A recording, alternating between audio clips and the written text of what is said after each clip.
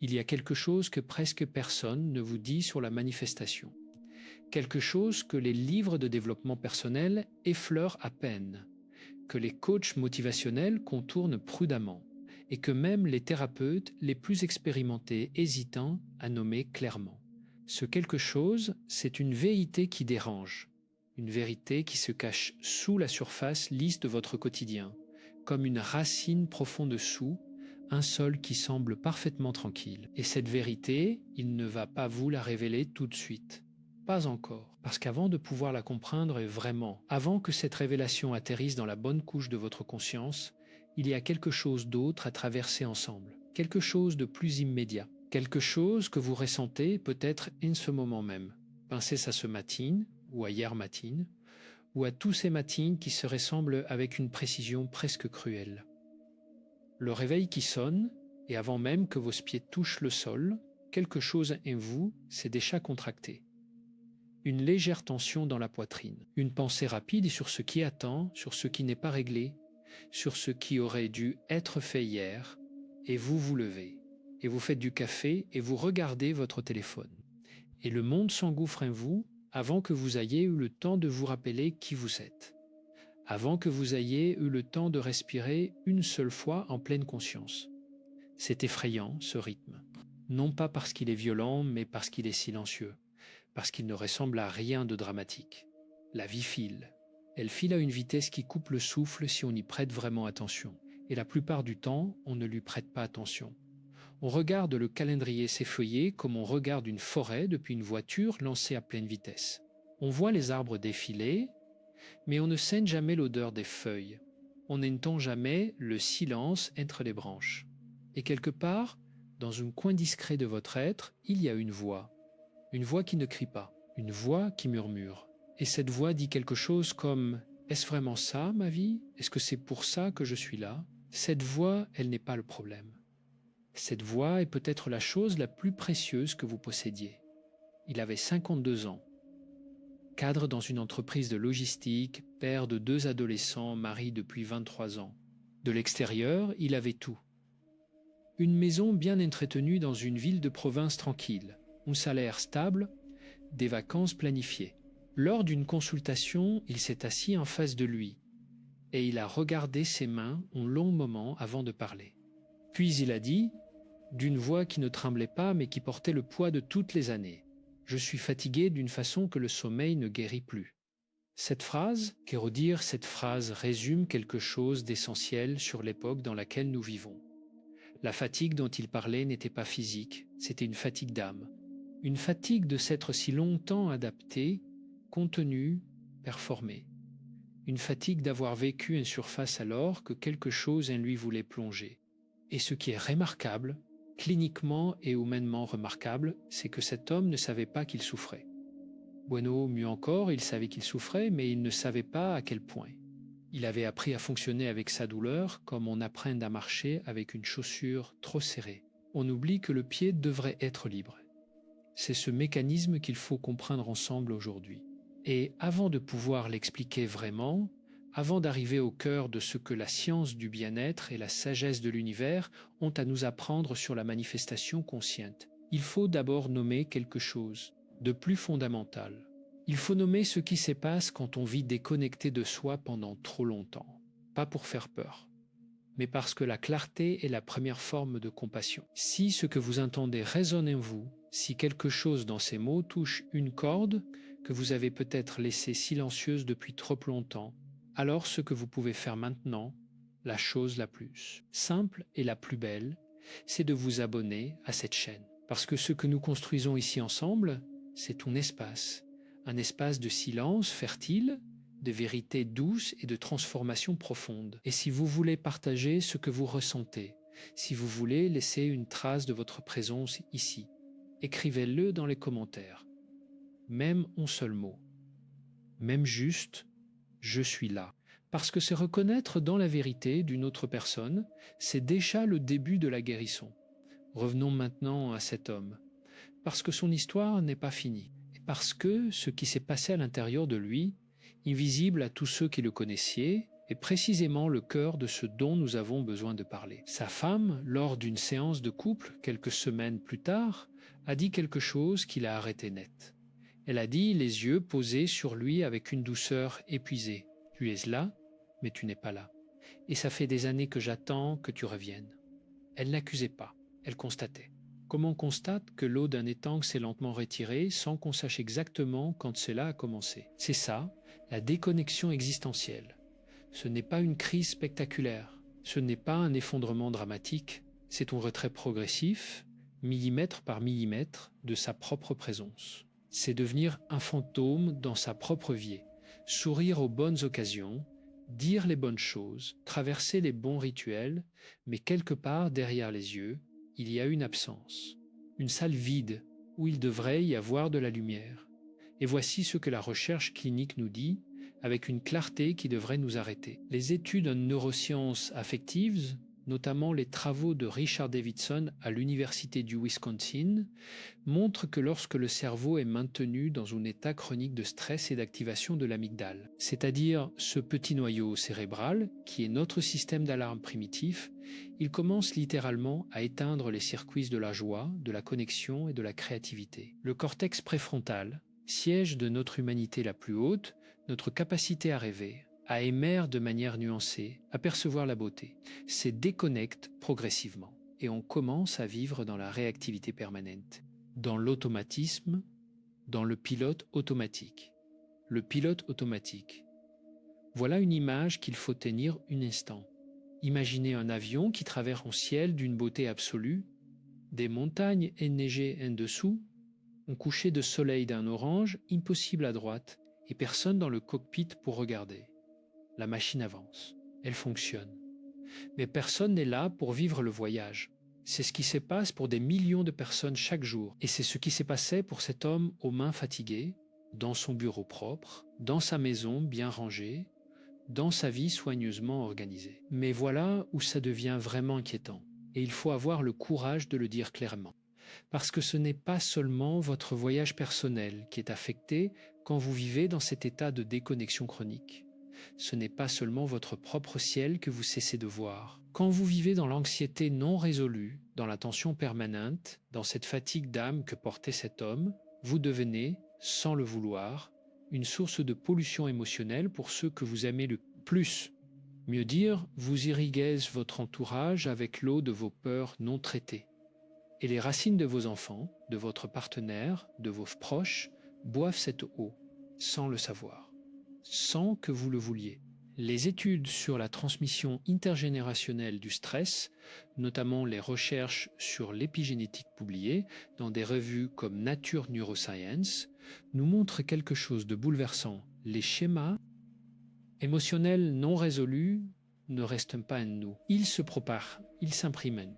Ils passent comme des graines portées par le vent d'une génération à l'autre. Un père qui vit dans la tension permanente et qui sourit en façade, mais qui porte en lui une colère, sourde contre la vie qu'il n'a pas vécue, transmet quelque chose à ses enfants que les mots ne transmettent pas. Il le transmet dans la qualité de son regard quand il rentre le soir, dans la façon dont il tient ses épaules, dans ce silence lourd qui s'installe à table quand tout le monde essaie de faire semblant que tout va bien.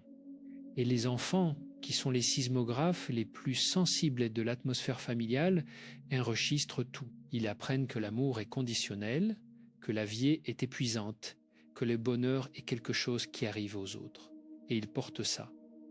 Et un jour, eux aussi se retrouveront devant quelqu'un à dire « Je suis fatigué d'une façon que le sommeil ne guérit plus ». C'est le cycle. Et ce cycle peut s'arrêter. Mais il s'arrête uniquement si quelqu'un a le courage de le regarder en face. Vous sentez ce poids, vous reconnaissez quelque chose dans ce que nous décrivons, alors restez. Parce que nous n'en sommes qu'à la surface du sol. Et il y a des racines profondes à explorer et aussi, surtout, une lumière à atteindre. Mais avant d'aller vers la lumière, il faut traverser encore une couche de vérité. Une couche que beaucoup de gens préfèrent ne pas regarder. Et pourtant, c'est peut-être la plus importante. Il y a une question que l'on ne posait presque jamais, ni dans les livres de développement personnel, ni dans les conversations de famille, ni dans les thérapies conventionnelles. Une question qui est pourtant la clé de tout. Et cette question, c'est celle-ci. Qu'est-ce que vous avez sacrifié pour fonctionner? Pas ce que vous avez perdu par accident, pas ce que la vie vous a pris, mais ce que vous, consciemment ou non, vous avez abandonné pour vous adapter, pour un trait dans le moule, pour ne pas déranger, pour être acceptable, parce que la grande tragédie de la vie moderne n'est pas la souffrance spectaculaire. La grande tragédie, c'est l'effacement progressif, volontaire, social, de ce qui est le plus vivant en nous. C'est la façon dont nous apprenons, dès l'enfance, à éteindre certaines lumières pour ne pas aveugler les autres, ou pour ne pas nous exposer à leur rougement. Il pense à une patiente, une femme d'une soixantaine d'années, ancienne institutrice, grand-mère de 4 enfants. Une femme que tout le monde, dans son entourage, décrivait comme un roc, fiable, présente, courageuse. Lors de leur première rencontre, elle s'est assise avec une posture parfaite, les mains croisées sur les genoux, et elle a souri. Puis, après un long silence, elle a dit, presque comme une confidence qu'elle n'avait jamais dite à voix haute, « J'ai passé ma vie entière à être forte pour tout le monde ». Il y avait dans cette phrase une douleur tranquille, une douleur de forêt ancienne, de chêne qui a résisté à trop de tempêtes et dont les racines, invisibles sous la terre, sont épuisées de tenir. Cette femme allait bien en apparence. Cette femme était, par tous les critères sociaux, un succès. Et pourtant, à l'intérieur, quelque chose avait soif depuis des décennies. Quelque chose attendait d'être arrosé. Quelque chose attendait qu'on lui demande « Et toi, de quoi as-tu besoin ?» Voilà le contre-exemple parfait que la psychologie nous demande de méditer. La santé ne ressemblait pas toujours à la santé. Et la détresse ne ressemble pas toujours à la détresse. L'arbre le plus droit peut avoir les racines les plus malades. Et l'arbre qui penche, qui paraît fragile, est parfois celui dont les racines plongent le plus profond dans la terre. Maintenant, il y a quelque chose d'essentiel à comprendre, quelque chose qui est au cœur de toute la science de la manifestation, de tout ce que la physique quantique commence à effleurer et que les traditions spirituelles savent depuis des millénaires. Et c'est ici que les 3 fils de notre conversation commencent à se tisser ensemble. Premier fil, votre état intérieur est votre signal. Deuxième fil, ce signal est reçu par quelque chose de plus grand que vous. Troisième fil, et c'est le plus profond, c'est que vous avez la capacité d'ajuster ce signal consciemment. Mais avant de vous expliquer comment, parce que le comment est absolument concret, il y a encore une chose à traverser. Une chose sur le temps. Avez-vous déjà regardé un très vieil arbre et essayé d'imaginer combien de saisons il a traversé ? Le temps est le seul bien que nous possédons et que nous ne pouvons pas regagner une fois perdu. Et il y a quelque chose d'absolument, cliniquement, existentiellement urgent à comprendre sur la façon dont nous dépensons ce bien précieux. Les recherches en psychologie de fin de vie, notamment les travaux de la psychologue australienne Bronnie Ware, qui a accompagné des centaines de personnes en phase terminale, révèlent quelque chose qui devrait résonner. Profondément en nous, les regrets les plus fréquents à l'heure de mourir ne sont pas liés à ce qu'on a fait. Ils sont liés à ce qu'on n'a pas osé faire, à la vie qu'on n'a pas osé vivre, à l'authenticité qu'on a sacrifiée sur l'autel des attentes des autres. Les gens ne disent pas « j'aurais dû travailler plus ». Ils disent « j'aurais voulu avoir le courage d'être moi-même ». Ils disent « j'aurais voulu laisser entrer plus de bonheur au lieu de l'attendre pour plus tard ». Ils disent « j'ai passé ma vie à préparer ma vie ». Et vous, si vous arriviez à la fin de votre voyage avec les mêmes regrets, que ressentiriez-vous? Ce n'est pas une question cruelle. C'est la question la plus aimante qu'on puisse poser, parce que la mort est le meilleur professeur de vie. Parce que prendre conscience de la finitude de notre passage ici n'est pas morbide, c'est libérateur.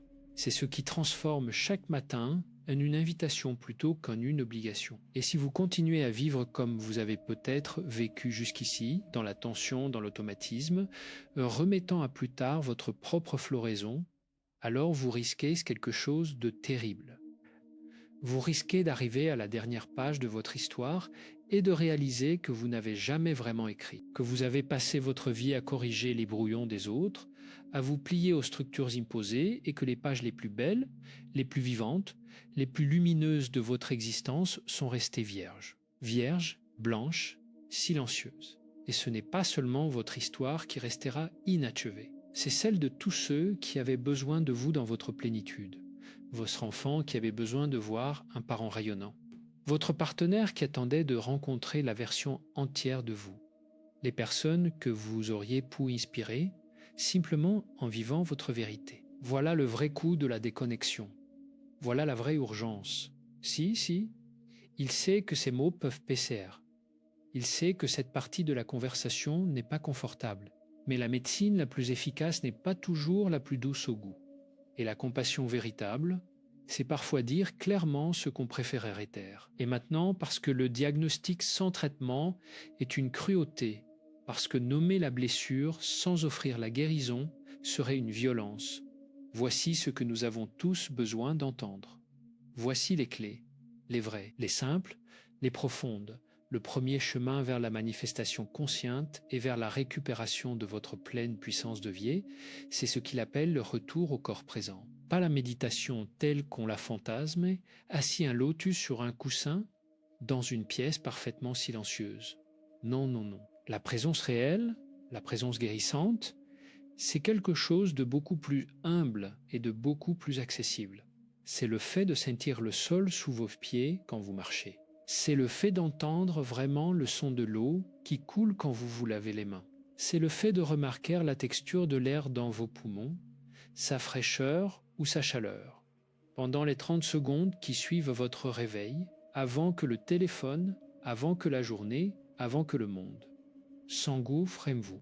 Les études de John Kabat-Zinn à l'Université du Massachusetts, études qui ont lancé la révolution mondiale du mindfulness clinique, montrent qu'une pratique aussi brève que 8 minutes de présence consciente par jour suffit à commencer à réconfigurer les circuits neuronaux liés au stress. 8 minutes, pas 1 heure, pas une retraite de 10 jours dans un monastère tibétain. 8 minutes. Et voici pourquoi cela est directement lié à la manifestation, à la co-création de votre réalité. Parce que l'univers, ou si vous préférez un langage plus scientifique, le champ d'énergie qui organise la réalité à un niveau subatomique, ne répond pas à vos mots. Il ne répond pas à vos listes de souhaits. Il répond à votre fréquence vibratoire. Et votre fréquence vibratoire n'est pas autre chose que la qualité de votre état intérieur dans le moment présent. C'est aussi simple et aussi profond que cela. Quand vous êtes dans la contraction, dans la peur, dans la résistance, votre signal au cosmos est « je suis dans le manque ». Et l'univers, avec une précision absolument implacable, vous renvoie encore du manque. Quand vous êtes dans la présence, dans la gratitude, dans l'ouverture, votre signal devient « je suis déjà dans l'abondance ». Et l'univers, avec la même précision, vous renvoie encore de l'abondance. Ce n'est pas de la pensée magique, c'est de la physique appliquée à la conscience. C'est ce que le prix Nobel David Bohm appelait l'ordre impliqué. Tout ce qui existe dans le monde manifesté trouve son origine dans un ordre non manifesté, un océan de potentiel pur, et c'est notre conscience qui, comme un prisme, détermine quels aspects de cet océan se cristallisent dans notre expérience. Mais comment passer de la théorie à la pratique? Comment concrètement passer d'un état de tension chronique à un état de présence rayonnante et de manifestation active? Voici le deuxième chemin, celui que lui appelle la pratique du lâcher-prise actif. Non pas le lâcher-prise passif, cette forme de résignation mélancolique dans laquelle on abandonne ses désirs parce qu'on a perdu espoir, mais le lâcher-prise actif qui est l'un des actes les plus courageux et les plus sophistiqués que l'être humain puisse accomplir. Le lâcher-prise actif, c'est l'acte de tenir clairement en vous ce que vous désirez, de savoir vers où vous voulez que votre vie évolue, et en même temps de relâcher le contrôle sur le chemin exact qui vous y mènera. C'est la différence entre un jardinier qui plante une graine et surveille anxieusement la terre, chaque heure en se demandant pourquoi la fleur ne pousse pas encore, et le jardinier qui plante la graine, arrose avec soin et fait confiance à l'intelligence de la nature pour faire le reste. La nature n'a pas besoin qu'on lui explique comment faire pousser un arbre. Elle sait. Le sol sait, la lumière sait. Il y a une intelligence à l'œuvre dans les processus naturels qui dépassent infiniment notre contrôle mental. Et notre seul travail, le travail magnifique et humble que nous avons à accomplir, c'est de créer les conditions favorables à cette croissance. Pas de la forcer, pas de la planifier à la minute. Juste de lui offrir le sol, l'eau et la lumière dont elle a besoin. Et quel est ce sol pour votre vie? C'est votre état émotionnel de base. c'est la qualité de votre présence à vous-même. C'est la permission que vous vous donnez ou que vous refusez d'être pleinement vivant. Il y a une patiente qui illustre cela mieux que n'importe quelle théorie. Une femme de 47 ans, divorcée depuis 5 ans, qui se débattait avec le sentiment d'une vie qui ne démarrait pas. Elle avait essayé tout ce que le développement personnel lui avait promis. Les affirmations positives, les tableaux de vision, les journaux de gratitude, rien ne semblait prendre, rien ne semblait vraiment changer. Un jour, en consultation, après un long silence dans lequel elle regardait par la fenêtre, elle a dit quelque chose qui l'a profondément touchée. Elle a dit « Je crois que je n'arrête pas de demander à l'univers de me donner ce que je veux, parce que j'ai peur que si j'arrête de demander, j'avoue que j'y crois pas vraiment. » Et là, dans cette phrase magnifique et courageuse, était toute la clé. Son problème n'était pas l'absence de désir, son problème était l'absence de confiance. Son problème était qu'elle priait l'univers depuis un état intérieur de doute et de peur. Et l'univers, fidèle à lui-même, lui renvoyait encore du doute, encore de la peur. Ce qui a changé pour elle, ce n'est pas qu'elle a travaillé plus fort sur ses affirmations. Ce qu'elle a commencé à cultiver avec patience et avec douceur, c'est sa relation avec elle-même. Sa capacité à se sentir digne de ce qu'elle désirait, sa capacité à se sentir déjà dans le présent, comme la femme qui méritait une belle vie. Et quelque chose a commencé à changer dans son existence. Pas de manière spectaculaire, pas du jour au lendemain. Mais comme le printemps commence à changer la forêt, d'abord imperceptiblement, un bourgeon ici, une nuance de verte là-bas, jusqu'à ce que soudain vous réalisiez que tout a éclos et que vous ne savez pas exactement quel matin cela a commencé. Voilà la vérité sur la manifestation que presque personne ne vous dit. Et nous y revenons à ce mystère que nous avons ouvert au début. La manifestation n'est pas une technique, ce n'est pas un protocole, ce n'est pas une série d'étapes à cocher sur une liste. La manifestation est une conséquence naturelle et inévitable d'un état intérieur aligné. Et cet état intérieur aligné, c'est ce que tous les grands maîtres spirituels de toutes les traditions ont essayé de nous enseigner sous des noms différents. Les bouddhistes l'appellent l'éveil, les mystiques chrétiens l'appellent la grâce, les soufis l'appellent la fana, l'annihilation de l'ego dans le divin. Et la psychologie contemporaine le nomme le bien-être eudémonique, cet état de floraison authentique qui dépasse le simple plaisir et qui touche au sens, à la connexion, à la contribution. Tous ces chemins mènent au même endroit, un endroit à l'intérieur de vous, un endroit qui existait déjà, un endroit que vous n'avez pas besoin de créer, seulement de retrouver. Troisième chemin, ce qu'il appelle la pratique de la gratitude profonde. Non pas la gratitude de surface, celle qu'on récite mécaniquement le matin comme une formule magique, mais la gratitude qui descend dans le corps.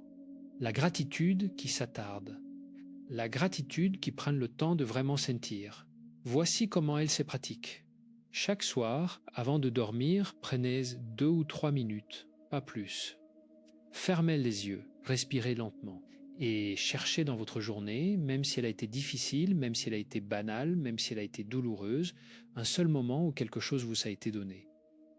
Pas nécessairement quelque chose de grand. Peut-être la chaleur du soleil sur votre visage pendant 1 minute. Peut-être le sourire d'un inconnu dans le métro. Peut-être la saveur de votre premier café. Peut-être juste le fait d'avoir respiré, d'avoir continué, d'avoir traversé encore une journée. Et restez dans ce moment. Ne passez pas au suivant. Restez. Laissez-le se déployer dans votre conscience comme une fleur qui s'ouvre lentement. Sentez la chaleur qu'il génère dans votre poitrine. Laissez cette chaleur se répandre et dites intérieurement simplement « Merci ». Les recherches de Robert Emmons à l'Université de Californie à Davis montraient que cette pratique, régulière et sincère, augmente les niveaux de sérotonine et d'ocytocine de manière mesurable. Elle modifie littéralement la chimie de votre cerveau. Elle recalibre votre système nerveux. Elle passe votre état de base de la vigilance anxieuse à l'ouverture réceptive. Et dans cet état d'ouverture réceptive, vous devenez un aimant naturel pour ce que vous désirez. Pas parce que vous le méritez plus qu'avant, mais parce que vous pouvez enfin le recevoir. Vous voyez comment ces 3 fils se rejoignent. la présence dans le corps, le lâcher-prise actif, la gratitude profonde. Ce ne sont pas trois pratiques séparées, ce sont trois facettes du même état intérieur. Ce sont trois façons différentes d'accéder au même sol fertile. Et maintenant, quatrième chemin, celui qui est peut-être le plus puissant et le plus mal compris. C'est ce que la psychologie des émotions appelle l'intégration affective et que les traditions spirituelles appellent la guérison de l'ombre. Il y a une vérité inconfortable sur la loi de l'attraction que les livres les plus populaires sur le Sourhet ont tendance à minimiser. Et cette vérité, c'est que vous ne pouvez pas manifester une fréquence que vous n'avez pas encore guérie. Vous ne pouvez pas construire un jardin de lumière sur un sol empoisonné. Avant de planter les fleurs, il faut décontaminer la terre. Et ce sol empoisonné, pour beaucoup d'entre nous, c'est tout ce que nous n'avons pas encore regardé en face. Ce sont les griefs non résolues, les tristesses enterrées, les colères étouffées, les peurs héritées.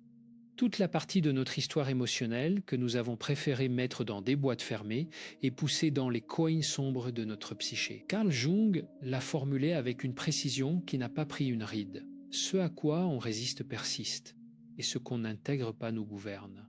Vos peurs non regardées ne disparaissent pas. Elles ne meurent pas de faim dans le silence. Elles grandissent, elles s'organisent, elles commencent à prendre des décisions à votre place.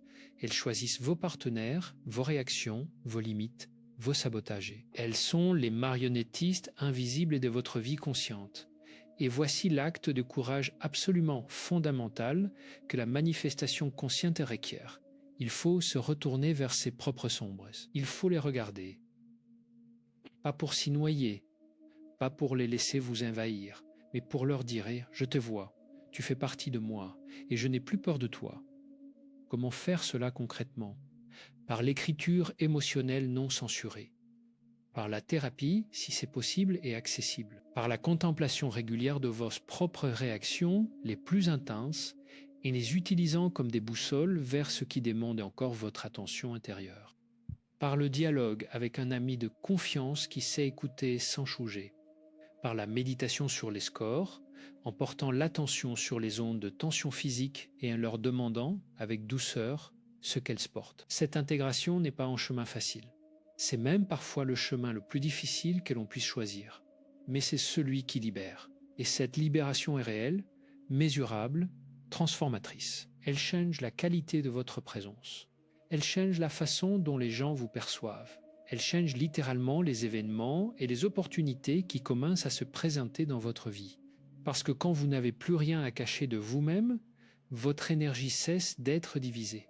Elle cesse de s'épuiser à maintenir des façades, à garder des portes fermées, à surveiller ce qui ne doit pas sortir. Et cette énergie retrouvée, cette énergie unifiée, est une puissance de création extraordinaire. Et voici le cinquième chemin, celui qui relie tout le reste, c'est la pratique de la vision incarnée. Pas la visualisation fantasmée, celle où on s'imagine dans une villa au bord de l'océan, avec un cocktail à la main, dans une sorte de fuite cinématographique de sa propre vie. Mais la vision incarnée, qui est quelque chose de beaucoup plus précis et de beaucoup plus puissant. La vision incarnée, c'est l'acte de sentir dans votre corps, maintenant, la qualité émotionnelle de ce que vous voulez créer. Pas les objets, pas les circonstances, mais la façon dont vous vous sentiriez si tout cela était déjà là. Si vous voulez plus d'amour dans votre vie, la question n'est pas « Comment est-ce que j'attire quelqu'un qui m'aimera ?» La question est « Comment est-ce que je me sens quand je suis vraiment aimé ?» Et pouvez-vous générer cette sensation maintenant, dans votre corps, dans votre cœur, sans attendre qu'une personne extérieure vous la procure. Si vous voulez plus d'abondance financière, la question n'est pas « Comment est-ce que j'attire l'argent ?» La question est comment est-ce que je me sens quand je me sens vraiment en sécurité? Et pouvez-vous commencer à habiter cette sensation de sécurité maintenant, même modestement, même partiellement, avant que les chiffres sur votre compte bancaire aient changé? C'est ça l'alchimie profonde de la manifestation. Vous ne manifestez pas ce que vous voulez, vous manifestez ce que vous êtes. Vous manifestez depuis la fréquence que vous émettez. Et cette fréquence n'est pas déterminée par vos pensées conscientes. Elle est déterminée par la qualité de votre état intérieur habituel, par ce que vous ressentez dans les moments ordinaires, dans les silences, dans les espaces entre les mots et les actions. Vous comprenez maintenant pourquoi cela marche si vite quand cela marche vraiment. Parce que quand vous êtes aligné, quand votre être intérieur et votre vision extérieure vibrent à la même fréquence, il n'y a plus de résistance. Et sans résistance, le courant de la vie vous porte, naturellement, puissamment, comme une rivière porte une feuille qui a cessé de se débattre contre le courant. L'homme aux mains fatiguées, le cadre logistique qui portait une vie entière de tension, a fait quelque chose de très simple après plusieurs semaines de travail. Il a commencé à marcher, pas pour faire du sport, pas pour brûler des calories, il a commencé à marcher le matin, pendant 20 minutes dans un parc près de chez lui, et s'est donnant comme seule instruction de remarquer 3 choses belles pendant ce temps. Pas de liste de manifestations, pas d'affirmations récitées, juste 3 choses belles par jour. La façon dont la lumière traversait les feuilles au-dessus de sa tête. Le chant d'un oiseau qu'il n'avait jamais pris le temps d'entendre. La façon dont le sol était légèrement différent chaque matin selon la météo de la veille. Et, après 3 semaines, quelque chose de remarquable s'est produit. Sa femme lui a dit, lors d'une soirée ordinaire, « Tu es revenu. Je ne sais pas comment, mais tu es revenu. » Il était revenu. Non pas parce que sa vie avait radicalement changé, non pas parce qu'il avait résolu tous ses problèmes, mais parce qu'il avait recommencé à habiter sa vie, à être présent dans ses propres jours, à recevoir les cadeaux discrets que l'existence lui offrait chaque matin sans qu'il les ait jamais remarqués. Et à partir de ce retour à la présence, des choses ont commencé à se mettre en place dans sa vie professionnelle, dans sa relation de couple, dans sa relation à ses enfants, d'une façon qui aurait pu ressembler à de la chance si on ne savait pas ce qu'on sait sur la fréquence vibratoire. Mais ce n'était pas de la chance.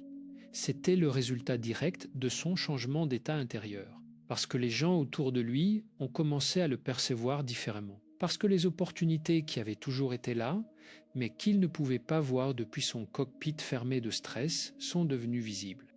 Parce que lui-même a commencé à prendre des décisions depuis un endroit de clarté et d'énergie plutôt que depuis la fatigue et la peur. C'est ainsi que la manifestation fonctionne dans la réalité concrète de la vie. Pas comme un tour de magie, mais comme une floraison.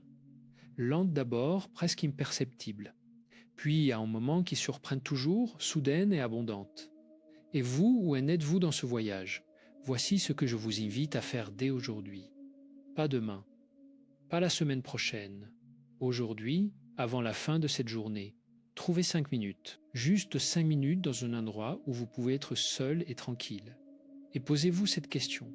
Avec toute l'honnêteté dont vous êtes capable, quelle est la qualité de mon état intérieur habituel? Non pas ce que je veux qu'il soit, non pas ce que je prétends qu'il est aux autres, mais ce qu'il est vraiment, dans les moments où personne ne me regarde, dans les silences de la vie quotidienne. Et quelle que soit la réponse, recevez-la avec douceur. Avec la même douceur que vous auriez pour un ami bien-aimé qui vous partagerait sa vérité la plus intime. Parce que cette honnêteté avec soi-même, cette capacité à se voir clairement sans se condamner, c'est le sol dans lequel tout peut pousser. C'est le premier acte de guérison. C'est la première note de la nouvelle musique. La grande institutrice aux épaules solides, après des mois de travail sur elle-même, a dit quelque chose qui l'a accompagnée longtemps. Elle a dit dans un souffle presque incrédule. Je n'avais pas réalisé que j'avais le droit d'être heureuse sans raison particulière. Sans raison particulière, pas parce qu'elle avait atteint un objectif, pas parce que quelqu'un lui avait accordé la permission, juste parce qu'elle était là, vivante, présentée, dans ce magnifique et fragile instant qu'est une vie humaine. Et c'est cela, finalement. La révélation la plus profonde que la psychologie du bien-être et la sagesse de la manifestation peuvent nous offrir ensemble. La révélation que vous n'avez pas besoin de gagner votre droit à la joie, que vous n'avez pas besoin de mériter votre vie, que vous n'avez pas besoin de souffrir suffisamment longtemps pour enfin vous autoriser à fleurir. Vous pouvez décider maintenant, pas de tout changer d'un coup, pas de résoudre tous vos problèmes d'un seul geste héroïque, mais de décider maintenant que votre état intérieur mérite votre attention et votre soin, que votre jardin intérieur mérite d'être arrosé, que vous méritez de vous y promener, de le connaître, de l'entendre. Et à partir de ce soin, À partir de cette présence à vous-même, quelque chose de magnifique commence. Une résonance, un alignement, un signal qui va vers l'univers et qui dit clairement, sans ambiguïté: je suis ici, je suis prêt, je suis ouvert et je fais confiance. Et l'univers, cet océan infini de possibilités dont vous êtes une vague singulière et précieuse, répond toujours à ce signal, toujours, avec une précision et une générosité qui, quand on commence à en faire l'expérience directe, semble presque miraculeuse. Et c'est là, dans cet espace, entre votre intention consciente et la réponse de la vie, que se trouve le mystère que nous avions ouvert ensemble au début de cette conversation. Le mystère de pourquoi ça marche si vite quand ça marche vraiment. Ce n'est pas parce que l'univers accélère, c'est parce que vous cessez de ralentir. Ce n'est pas parce que la vie vous offre soudainement plus. C'est parce que vous cessez de bloquer ce qu'elle vous offre depuis toujours. Et maintenant que les 3 fils de notre conversation peuvent enfin se dénouer dans le bon ordre, maintenant que vous avez traversé avec lui la profondeur du diagnostic, la vérité sur le coup de la déconnexion, la réalité du temps qui passe et la beauté concrète des chemins qui s'ouvrent devant vous, il vous reste une chose à faire. Choisir de vous tourner vers votre vie avec curiosité plutôt qu'avec peur. Choisir de voir votre jardin intérieur non pas comme un terrain vague à honte de vous, mais comme un sol vivant, fertile, plein de graines qui n'atteignent que la permission de germer. Choisir d'être présent. Choisir de lâcher le contrôle sur ce que vous ne pouvez pas contrôler. Choisir de cultiver la gratitude comme on cultive une plante rare, avec patience, avec régularité, avec amour. Choisir de regarder vos sombres faces, non pas pour vous y perdre, mais pour en libérer l'énergie qu'elle retenait captive. Choisir de sentir dans votre corps la qualité de vie que vous désirez avant même que les circonstances extérieures l'aient confirmée. Et choisir par-dessus tout de vous faire confiance. De faire confiance à cette voix douce qui murmure dans un coin discret de votre être. Cette voix qui sait. Cette voix qui a toujours su. Cette voix que vous avez peut-être appris à ignorer parce qu'on vous a appris que la sagesse venait de l'extérieur, que les réponses s'est trouvées dans les livres, dans les experts, dans les autorités. Mais la vérité est différente. La vérité, c'est que toute la sagesse dont vous avez besoin pour co-créer la vie qui vous ressemble est déjà en vous. Elle a simplement besoin de silence pour se faire entendre et de courage pour être suivie. Ce courage, vous l'avez. Il est là. Peut-être un peu enfoui sous les couches d'adaptation, de conformisme, de peur. Mais il est là, comme une graine sous la neige, vivante, patiente, attendant le dégel. Et ce dégel, il a déjà commencé. Il a commencé au moment précis où vous avez choisi d'être là, aujourd'hui, à écouter ces mots, à vous laisser traverser par ces vérités. Ce n'est pas un hasard. Rien n'est jamais tout à fait un hasard quand on commence à vivre avec conscience. Le fait que vous soyez ici, maintenant, à cet endroit précis de votre chemin, est déjà une réponse à quelque chose que vous avez envoyé vers l'univers. Peut-être sans le formuler clairement. Peut-être juste sous forme d'une aspiration silencieuse, d'un désir vague mais persistant d'autre chose. De plus, de mieux, de vrai, et cette aspiration, honorez-la. Nourrissez-la. Donnez-lui l'espace et l'attention qu'elle mérite, parce qu'elle est la boussole la plus précise que vous possédez. Elle pointe toujours en direction de votre vie la plus pleine, la plus authentique, la plus vivante. Il croit, avec toute la rigueur de sa formation clinique et avec toute la profondeur de ce qu'il a appris au contact de centaines de patients qui ont traversé des obscurités et en sont sortis transformés, il croit que chaque être humain porte en lui une capacité de floraison qui n'a pas de limite assignée, que la guérison est possible, que la transformation est réelle, que la manifestation d'une vie belle et signifiante n'est pas réservée à une élite choisie ou à ceux qui ont eu plus de chance. Elle est disponible pour vous, pour chacun d'entre vous qui écoutez ces mots. Elle est disponible aujourd'hui, dans ce moment, avec la vie exacte que vous avez, avec l'histoire exacte qui est la vôtre, avec toutes les blessures et toutes les beautés que vous portez. Il vous suffit de commencer, humblement, doucement, avec un seul geste de présence, un seul moment de gratitude réelle. une seule décision de vous tourner vers vous-même avec curiosité plutôt qu'avec rougement. Et de là, à partir de ce premier millimètre de mouvement intérieur, l'univers fait le reste, avec une générosité et une précision qui vous surprendront, avec une rapidité qui vous semblera parfois presque effrayante. Parce que c'est ça, la vérité que presque personne ne vous dit. Quand vous êtes vraiment aligné, quand vous avez guéri suffisamment pour vous ouvrir vraiment, les choses ne mettent pas des années à changer. Elles peuvent changer en quelques semaines, en quelques jours, parfois en quelques heures, parce que la résistance était la seule chose qui vous séparait de ce que vous désirez. Et sans résistance, il n'y a plus aucune distance entre vous et votre vie la plus belle. Ayez maintenant avec douceur et avec courage arroser votre jardin. Le sol vous attend, la lumière est là, et vous êtes, bien plus que vous ne le croyez, exactement la personne qu'il fallait pour faire pousser quelque chose de magnifique à cet endroit précis de la Terre.